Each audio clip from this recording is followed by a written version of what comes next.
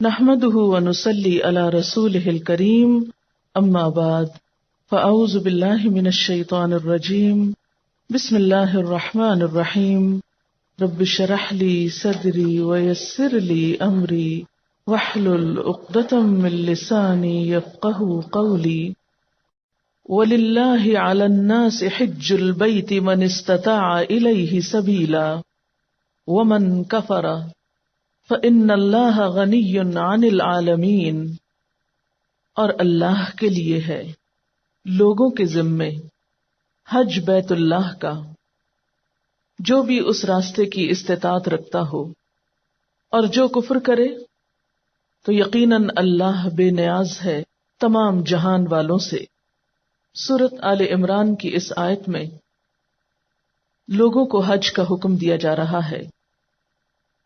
حج کا لفظی معنی ہے قصد کرنا، زیارت کرنا، ارادہ کرنا، اور اسلامی محاورے میں یا اسلامی اصطلاح میں اللہ تعالی کی مخصوص عبادت اور اس کے گھر کی مخصوص طریقے سے زیارت کو حج کہتے ہیں۔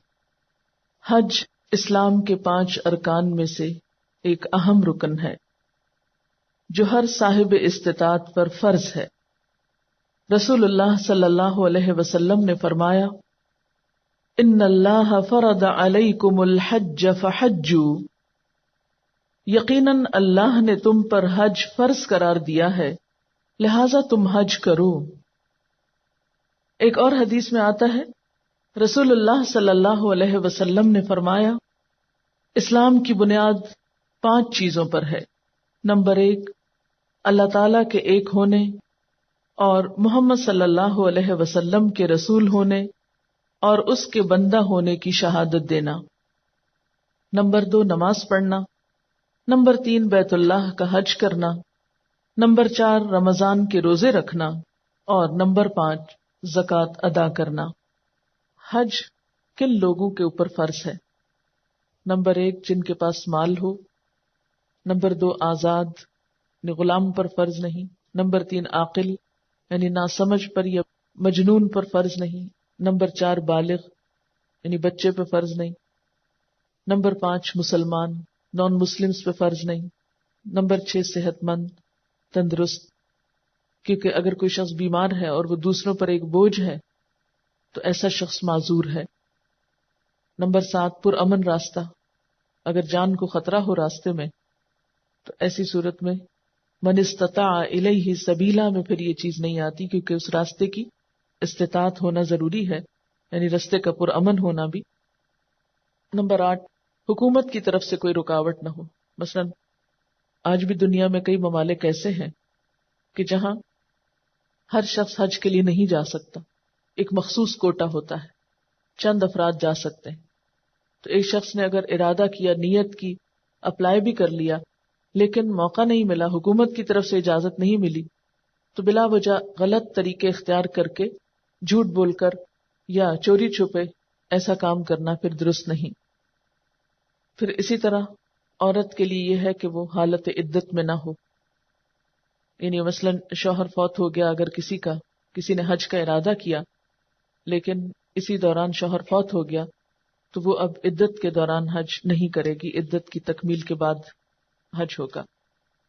جہاں حج ایک فرض عبادت ہے صاحب استطاعت پر، وہاں اس کے ادا کرنے والے کے لیے بہت اجر و ثواب بھی ہے، بہت فضیلت بھی ہے۔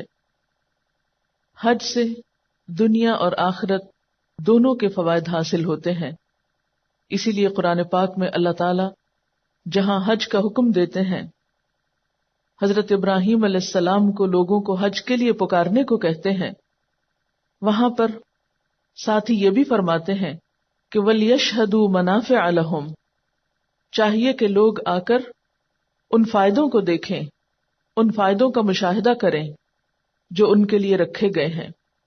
گویا حج میں بہت سے فائدے بھی ہیں، دنیاوی اعتبار سے بھی اور آخرت کے اعتبار سے بھی۔ رسول اللہ صلی اللہ علیہ وسلم سے دریافت کیا گیا، ای العمل افضل؟ قال ایمان باللہ ورسولہ، قیل ثم ماذا؟ قال الجہاد فی سبیل اللہ، قیل ثم ماذا؟ قال حج مبرور. آپ صلی اللہ علیہ وسلم سے دریافت کیا گیا کون سا عمل اللہ تعالیٰ کو سب اعمال سے پیارا ہے، یا اللہ کے ہاں کون سا عمل سب سے افضل ہے؟ فرمایا اللہ اور اس کے رسول پر ایمان لانا. پھر عرض کیا گیا اس کے بعد کون سا؟ فرمایا اللہ کے راستے میں جہاد کرنا. پھر عرض کیا گیا اس کے بعد کون سا عمل؟ فرمایا حج مقبول. عربی میں لفظ ہے حج مبرور، اور اردو میں ترجمہ کیا جاتا ہے وہ حج جو قبول ہو جائے، جو نیکیوں سے بھرا ہوا ہو. رسول اللہ صلی اللہ علیہ وسلم نے فرمایا من حج فلم يرفث ولم يفسق رجع كيوم ولدته امه. جس نے اللہ کی خوشنودی کے لیے حج کیا اور اس میں نہ کوئی بے حیائی کا کام کیا نہ گناہ کا کام کیا، تو وہ شخص واپس اس طرح لوٹے گا جیسے اس دن گناہوں سے پاک تھا جب اس کی ماں نے اس کو جنم دیا تھا. یعنی حاجی جب حج کر کے اپنے گھر کو لوٹتا ہے اور اس کا حج گناہوں سے اور برے کاموں سے پاک ہوتا ہے اور اس نے حج کے تقاضے پورے کیے ہوتے ہیں، تو وہ گناہوں سے اس طرح پاک صاف ہو جاتا ہے جیسے ایک معصوم بچہ ہو. ایک اور حدیث میں آپ صلی اللہ علیہ وسلم نے فرمایا ان الحج یہدم ما کان قبلہ. حج ان تمام گناہوں کا کفارہ ہوتا ہے، ان تمام گناہوں کو معاف کرا دیتا ہے جو پہلے سے سرزد ہو گئے ہوں. حج کو کمزوروں کا جہاد بھی کہا گیا، یعنی حج کرنے سے جہاد کا ثواب بھی ملتا ہے. آپ نے فرمایا جہاد الکبیر والضعیف والمرأة الحج والعمرہ. بوڑھے، کمزور اور عورت کا جہاد حج اور عمرہ کرنا ہے. ایک اور حدیث میں آتا ہے الحج المبرور لیس لہ جزاء الا الجنہ. حج مبرور کا بدلہ جنت کے سوا کچھ نہیں. یعنی انسان جب اس سفر پر نکلتا ہے اور صحیح طور پر حج ادا کرتا ہے تو اس کے بدلے میں اس کے لیے جنت لکھ دی جاتی ہے. رسول اللہ صلی اللہ علیہ وسلم نے یہ بھی فرمایا کہ حج اور عمرہ دونوں کو ملاؤ، کیونکہ یہ دونوں محتاجی اور گناہوں کو ایسا دور کر دیتے ہیں جس طرح بھٹی لوہے، چاندی اور سونے کے میل کو دور کرتی ہے، اور مقبول حج کا بدلہ جنت کے سوا اور کچھ نہیں. تو گویا دنیاوی اعتبار سے حج اور عمرہ انسان کی غربت اور افلاس، تنگ دستی کو دور کرنے کا ذریعہ ہے. یعنی انسان وہاں جاتا ہے، اللہ تعالیٰ کی عبادت کرتا ہے، دعائیں مانگتا ہے، تو اس سے انسان کی دنیا کی مشکلات بھی آسان ہوتی ہیں. لیکن یہ یاد رکھیے کہ وہاں کی دعاؤں میں صرف دنیا نہیں مانگنی، آخرت بھی مانگنی ہے، کیونکہ اللہ سبحانہ وتعالیٰ فرماتے ہیں وَمِنَ النَّاسِ مَن يَقُولُ رَبَّنَا آتِنَا فِي الدُّنْيَا حَسَنَةً وَمَا لَهُ فِي الْآخِرَةِ مِنْ خَلَاقٍ. لوگوں میں سے بعض ایسے ہیں جو کہتے ہیں، یعنی حج پر جا کر کہتے ہیں، کیونکہ یہ آیت حج کے کانٹیکسٹ میں ہی نازل ہوئی کہ اے ہمارے رب ہمیں دنیا میں بھلائی عطا کر، یعنی صرف دنیا مانگتے ہیں. تو ایسے لوگوں کے لیے وَمَا لَهُ فِي الْآخِرَةِ مِنْ خَلَاقٍ، ان کا آخرت میں کوئی حصہ نہیں ہوتا. وَمِنْهُمْ مَنْ يَقُولُ رَبَّنَا آتِنَا فِي الدُّنْيَا حَسَنَةً وَفِي الْآخِرَةِ حَسَنَةً وَقِنَا عَذَابَ النَّارِ. کہ اے ہمارے رب ہمیں دنیا میں بھی بھلائی عطا کر اور آخرت میں بھی بھلائی عطا کر اور ہمیں آگ کے عذاب سے بچا. تو ایسے لوگوں کے لیے پھر کیا ہوگا؟ دنیا اور آخرت دونوں کا فائدہ، دونوں کا ثواب. حج کے راستے میں انسان جو کچھ خرچ کرتا ہے اس کا الگ طور پر ثواب ملتا ہے. یعنی حج بذات خود ایک عبادت ہے، لیکن اس راستے میں انسان جو بھی محنت مشقت اٹھاتا ہے، جو بھی مال خرچ کرتا ہے، اس کا مزید ثواب ملتا ہے. اس لیے اس راستے میں جو پیسہ آپ کو لگانا پڑے، جو وقت آپ کو لگانا ہو، جو بھی قربانی آپ کو کرنا ہو، اس کو خوشی سے کیجیے، کیونکہ ہر ایک چیز کا الگ الگ اجر و ثواب لکھا جاتا ہے. رسول اللہ صلی اللہ علیہ وسلم نے فرمایا النفقۃ فی سبیل اللہ الدرہم ب700، اللہ کے راستے میں خرچ کرنا ایسا ہے جیسے ایک درہم 700 کے برابر ہو. یعنی انسان اپنا مال جب خرچ کرتا ہے، مثلا کسی غریب کو دیتا ہے، کسی فقیر مسکین کو دیتا ہے، اس کا بھی اجر و ثواب ہوتا ہے. لیکن جب انسان اللہ کے راستے میں مال خرچ کرتا ہے تو اس کا اجر و ثواب کئی گنا بڑھ جاتا ہے.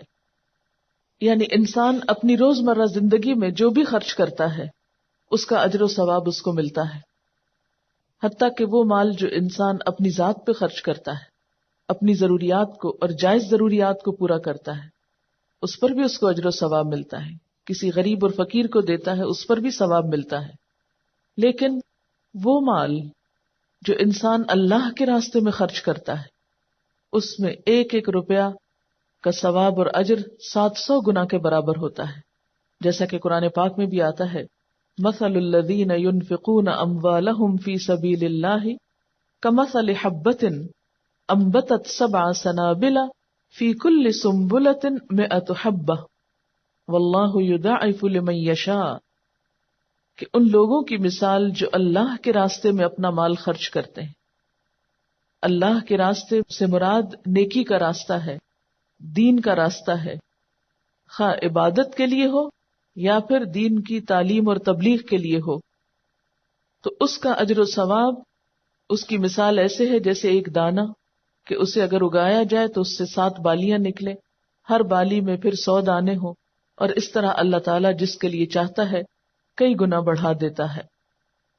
تو گویا آپ زاد راہ کے طور پر جو کچھ بھی مال خرچ کریں گے، خواہ اس سے ٹکٹ خریدیں یا اس سے وہاں کی رہائش کا کرایہ دیں یا پھر کھانے پینے میں خرچ کریں، کوئی پیسہ بھی جو اس راستے میں خرچ ہوگا اس میں سے ایک ایک روپیہ، ایک ایک ریال 700 کے برابر اجر و ثواب پائے گا، شرط یہ کہ وہ جائز اور حلال جگہ پر خرچ ہو اور اچھی نیت کے ساتھ خرچ ہو، دل کی خوشی کے ساتھ خرچ ہو، اور اس کو خرچ کرنے کے بعد انسان اپنے دل میں کوئی افسوس اور دکھ نہ لائے اور ایسی حسرتیں نہ لائے کہ اس سے تو میں اتنے پیسے میرے حج پہ لگ گئے، اس سے تو میں ایک گاڑی خرید سکتا تھا یا فلاں پلاٹ خرید لیتا یا فلاں اور فلاں کام کر لیتا. ایسی کوئی سوچ دل میں نہیں آنی چاہیے. یعنی دل کی خوشی سے، محبت سے اور اجر اور ثواب پانے کے لیے مال خرچ کرنا چاہیے. اور اس کے علاوہ جو تکلیف بھی اس راستے میں اٹھانی پڑے، حتیٰ کہ جب درخواستیں جمع ہوتی ہیں اور درخواست جمع ہونے کے بعد انتظار کی جو تکلیف اور انتظار کی جو مشقت ہے، یا پھر ایئرپورٹ پر جا کر انتظار کی، کیونکہ بعض اوقات حج فلائٹس لیٹ ہو جاتی ہیں، بعض اوقات رش بہت ہوتا ہے، سیٹ چانس پر ہوتی ہے، بعض اوقات انسان کو یہ معلوم نہیں ہوتا کہ وہ جا سکے گا یا نہیں، تو وہ ایک کشمکش کی کیفیت ہوتی ہے جو ایک ذہنی ٹارچر بھی ہوتا ہے. پھر اسی طرح سفر کی طوالت، پھر سفر میں پیش آنے والے کوئی بھی ناخوشگوار واقعات، کسی بھی انسان کا ناخوشگوار رویہ یا کسی بھی شخص کی طرف سے، مثلا وہ حج کا عملہ ہو سکتا ہے یا ایئرپورٹ کا عملہ ہو سکتا ہے، یا پھر آگے راستے میں طرح طرح کی ناخوشگوار باتیں ہو سکتی ہیں جو ہماری مرضی، روٹین، خواہشات کے خلاف ہوں. ان میں سے کسی کا بھی ذکر ایسے انداز میں نہیں کرنا چاہیے کہ جس سے اجر و ثواب ضائع ہو. ان سب چیزوں کو بھی خوشی خوشی برداشت کرنا چاہیے. اور جہاں بھی پریشانی ہو تو بجائے اس کے کہ کوئی واویلا کیا جائے یا کسی قسم کی شکایت کی جائے یا بہت زیادہ پریشانی کا اظہار کیا جائے، فوراً یہ سوچا جائے کہ اللہ کا شکر ہے جس نے مجھے اس راستے کے لیے چنا. یاد رکھیے کتنے ہی بے شمار لوگ ایسے ہیں کہ جن کے دل تڑپتے ہیں وہاں جانے کو، لیکن ان کے پاس جانے کے لیے وسائل نہیں، صحت نہیں، مصروفیات اور مشغولیات ایسی ہیں کہ موقع نہیں. تو اگر آپ کو اللہ تعالیٰ نے اس سفر کے لیے چن لیا تو اس پر سوائے شکر کے اور کوئی بھی شکوہ زبان پر نہیں آنا چاہیے. ہر موقع پر ایک مثبت سوچ ساتھ رہنی چاہیے۔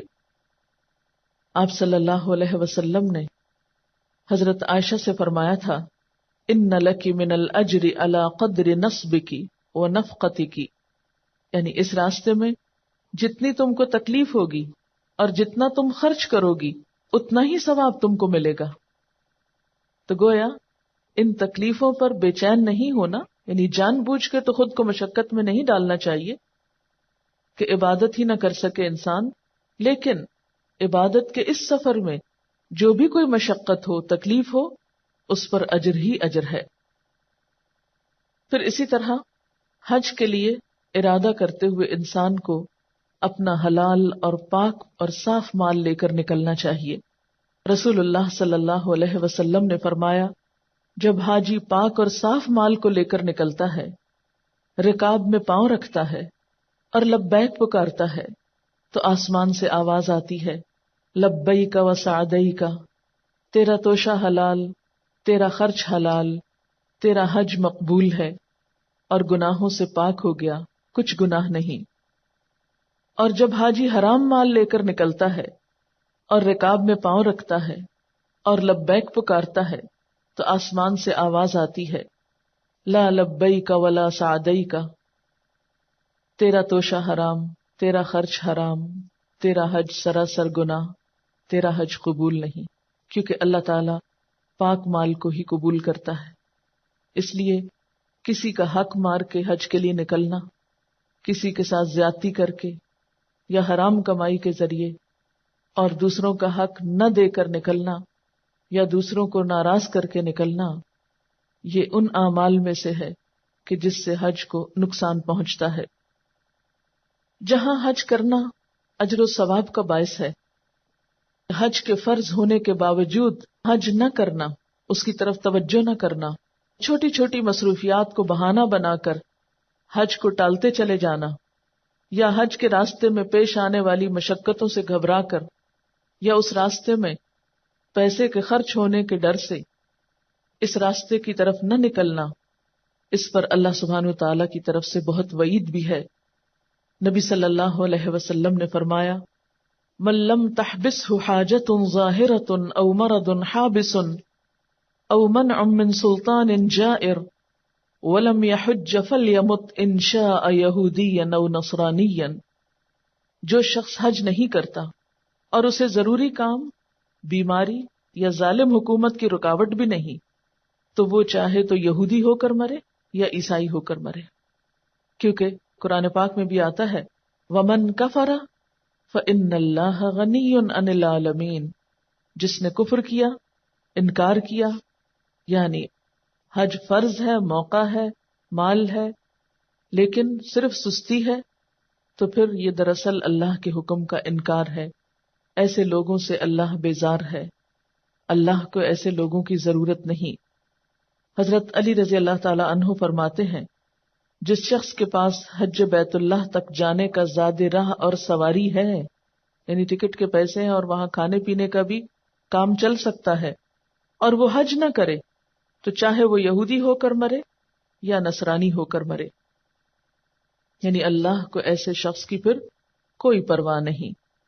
ایسا شخص اگر زبان سے لا الہ الا اللہ کا اقرار کرتا بھی ہے تو اس کا یہ اقرار جھوٹا ہے، کیونکہ وہ اللہ کے راستے پر یا اللہ تعالی کے بلانے پر حاضر نہیں ہو رہا۔ حضرت عبداللہ بن عباس رضی اللہ تعالی عنہ سے روایت ہے کہ نبی صلی اللہ علیہ وسلم نے فرمایا، جو شخص حج کا ارادہ کرے اسے جلدی کرنا چاہیے، کیونکہ کبھی آدمی بیمار ہو جاتا ہے، کبھی سواری کا بندوبست نہیں ہو سکتا، یا کوئی رکاوٹ پیش آ جاتی ہے۔ یعنی بعض اوقات ایسا تو نہیں ہوتا کہ ارادہ نہ ہو، ارادہ ہوتا ہے، لیکن انسان سوچتا ہے اچھا پھر اگلے سال سے، پھر کبھی صحیح نہیں۔ جب ارادہ ہو، موقع میسر ہو، تو پھر دیر نہ کی جائے۔ حضرت عبداللہ بن عباس رضی اللہ تعالی عنہ نبی صلی اللہ علیہ وسلم سے روایت کرتے ہیں کہ آپ نے فرمایا، فریضہ حج ادا کرنے کے لیے جلدی کرو، کیونکہ کسی کو معلوم نہیں کہ اسے کیا عذر پیش آ جائے۔ حضرت عمر بن خطاب کہتے ہیں کہ میں نے ارادہ کیا کچھ آدمیوں کو شہر میں بھیجوں، وہ تحقیق کریں کہ جن لوگوں کو حج کی طاقت ہے اور انہوں نے حج نہیں کیا ان پر جزیہ مقرر کر دیں۔ ایسے لوگ مسلمان نہیں ہیں، ایسے لوگ مسلمان نہیں ہیں، یعنی اتنی سخت بات فرمائی گئی اس سلسلے میں۔ اب سوال یہ پیدا ہوتا ہے کہ حج کب شروع ہوا، یعنی حج کی ابتدا کہاں سے ہوئی، حج کا آغاز کہاں سے ہوا؟ ہم سب جانتے ہیں کہ حج کرنے کے لیے لوگ مکہ جاتے ہیں اور بیت اللہ شریف کی زیارت کرتے ہیں۔ بیت اللہ شریف کی تعمیر سب سے پہلے فرشتوں کے ذریعے ہوئی، پھر حضرت آدم علیہ السلام نے اسے تعمیر کیا، اس کے بعد حضرت شیث علیہ السلام نے، پھر جب نوح علیہ السلام کے زمانے میں طوفان آیا جو پوری زمین پر پھیل گیا تو اس موقع پر بیت اللہ کی عمارت بھی منہدم ہو گئی، پھر ایک عرصہ دراز تک وہ عمارت وہاں باقی نہ رہی، ایک طرح سے اس کے آثار بھی ختم ہو گئے۔ تو اللہ سبحانہ و تعالی نے حضرت ابراہیم علیہ السلام کو اس گھر کی تعمیر کا حکم دیا۔ سورۃ الحج کی آیت نمبر 26 میں اللہ سبحانہ و تعالی فرماتے ہیں وَإِذْ بَوَّأْنَا لِإِبْرَاهِيمَ مَكَانَ الْبَيْتِ، اور جب ہم نے ابراہیم علیہ السلام کے لیے اس گھر کی جگہ مقرر کی، یعنی اللہ تعالیٰ نے نشاندہی فرمائی کہ خانہ کعبہ کہاں تعمیر ہوگا، اور ابراہیم علیہ السلام نے اپنے بیٹے اسماعیل علیہ السلام کے ساتھ مل کر اس کو تعمیر کیا۔ اس گھر کی تعمیر کرنے کی غرض کیا تھی؟ فرمایا اللہ تشرک بی شیئا، کہ میرے ساتھ کسی کو شریک نہ ٹھہراؤ، یعنی دنیا کے مرکز میں یہ گھر دراصل اللہ تعالی کی وحدانیت اور اللہ تعالی کے ایک ہونے پر دلیل ہے۔ پوری دنیا کے مسلمانوں کو وہاں آنے کے لیے اس لیے کہا جاتا ہے کہ سب مل کر اتحاد کا مظاہرہ کرتے ہوئے اکٹھے ہو کر صرف ایک اللہ کی وحدانیت کا سبق سیکھیں بھی اور دنیا میں عام بھی کریں۔ حضرت ابراہیم علیہ السلام اپنی بیوی حضرت ہاجرہ اور اپنے بیٹے حضرت اسماعیل علیہ السلام کو اللہ کے حکم سے وہاں پر لے گئے، جبکہ وہاں کوئی آبادی نہ تھی، یعنی مکہ کی بے آب و گیا کہ کوئی پانی نہیں، کوئی سبزہ نہیں، اس وادی میں وہاں لے جا کر انہوں نے ان کو بسایا۔ وہ وہاں پر بڑے ہوئے، یعنی حضرت اسماعیل علیہ السلام، پھر ان کے ساتھ مل کر اس گھر کو تعمیر کیا۔ تعمیر کرتے ہوئے حضرت ابراہیم علیہ السلام نے اللہ تعالیٰ سے دعائیں مانگی، اور وہ دعائیں کیا تھیں؟ وَإِذْ يَرْفَعُ إِبْرَاهِيمُ الْقَوَاعِدَ مِنَ الْبَيْتِ وَإِسْمَاعِيلُ رَبَّنَا تَقَبَّلْ مِنَّا إِنَّكَ أَنْتَ السَّمِيعُ الْعَلِيمُ، اور جب ابراہیم اور اسماعیل علیہ السلام اس گھر کی بنیادیں اٹھا رہے تھے تو دعا کر رہے تھے، اے ہمارے رب تو ہم سے قبول کر لے، یعنی ہماری اس کوشش کو قبول فرما۔ انک انت السمیع العلیم، بے شک تو سننے والا جاننے والا ہے۔ ربنا وجعلنا مسلمین لک، اے ہمارے رب ہمیں اپنا فرما بردار بنا۔ گویا وہ گھر فرما برداری اور اطاعت کا سمبل ہے۔ ومن ذریتنا امۃ مسلمۃ لک، اور ہماری اولاد میں سے بھی یا ہماری نسل میں سے ایک مسلمان امت اٹھا، یعنی ہم بھی تیرے فرما بردار ہیں، اور یہاں ایک ایسی امت پیدا کر کہ جو تیری ہی فرما بردار ہو۔ وَأَرِنَا مَنَاسِكَنَا، اور ہمیں ہمارے حج کے طریقے سکھا یا عبادت کے طریقے سکھا۔ وَتُبْ عَلَيْنَا، اور ہم پر مہربان ہو جا۔ تو گویا یہ حضرت ابراہیم اور اسماعیل علیہ السلام کی دعائیں تھیں، اس گھر کو تعمیر کرتے ہوئے قبولیت کی دعا، اطاعت اور فرما برداری کی دعا کہ اس کی اللہ توفیق دے، پھر آئندہ ایک مسلمان امت پیدا ہونے کی دعا، اور حج کے طور طریقے سکھائے جانے کی دعا۔ انک انت التواب الرحیم، بے شک تو ہی توبہ قبول کرنے والا مہربان ہے۔ ربنا وابعث فیہم رسولا منہم، اے ہمارے رب ان میں ایک رسول کو بھیج، ایک رسول اٹھا، منہم انہی میں سے، یعنی اس علاقے میں ایک رسول پیدا کر، یتلو علیہم آیاتک، جو ان لوگوں کو یعنی اس امت مسلمہ کو تیری آیات پڑھ کر سنائے، وَيُعَلِّمُهُمُ الْكِتَابَ وَالْحِكْمَةَ، انہیں کتاب و حکمت کی تعلیم دے، وَيُزَكِّيهِمْ، اور ان کا تزکیہ کرے، إِنَّكَ أَنْتَ الْعَزِيزُ الْحَكِيمُ، بے شک تو زبردست ہے، حکمت والا ہے۔ تو بات یہ ہے کہ جب یہ گھر تعمیر ہوا تھا تو اس کی تعمیر کا مقصد صرف یہاں پر حج کرنا ہی نہیں تھا یا لوگوں کا اکٹھا ہونا ہی نہیں تھا، یہ اس سے آگے بڑھ کر ایک بہت بڑے مقصد کی تکمیل کے لیے تعمیر ہوا تھا، اور وہ مقصد کیا تھا کہ دنیا میں ایک ایسی امت اٹھے، ایک ایسی قوم آئے کہ جو تمام انسانیت کی ہدایت کا ذریعہ بنے، اور اس امت کی تعلیم و تربیت کے لیے ایک نبی آئے، اور اللہ تعالیٰ نے ابراہیم علیہ السلام کی دعا قبول کی اور رسول اللہ صلی اللہ علیہ وسلم کو وہاں پر مبعوث فرمایا۔ آپ نے آ کر اپنی قوم کو قرآن کی تعلیم دی، کتاب کی آیات پڑھ کر سنائی، کتاب اور حکمت کی تعلیم دی اور ان کا تزکیہ کیا۔ تو وہ گھر ہمیں ان سارے مقاصد کی تجدید کا سبق بھی دیتا ہے۔ وہاں جا کر صرف طواف، نماز اور ذکر اذکار ہی نہیں کرنا، ان مقاصد کی طرف بھی توجہ کرنی ہے کہ وہ امت مسلمہ جو وہاں پر اکٹھی ہے، کیا ان کے اندر یہ تمام صفات پائی جاتی ہیں جن کے لیے ابراہیم علیہ السلام نے دعا کی تھی؟ کیا آج ہم کتاب و حکمت کی تعلیم اور تزکیہ اور تلاوت کی صفات سے آراستہ ہیں جو ورثہ ہمارے لیے رسول اللہ صلی اللہ علیہ وسلم چھوڑ کر گئے؟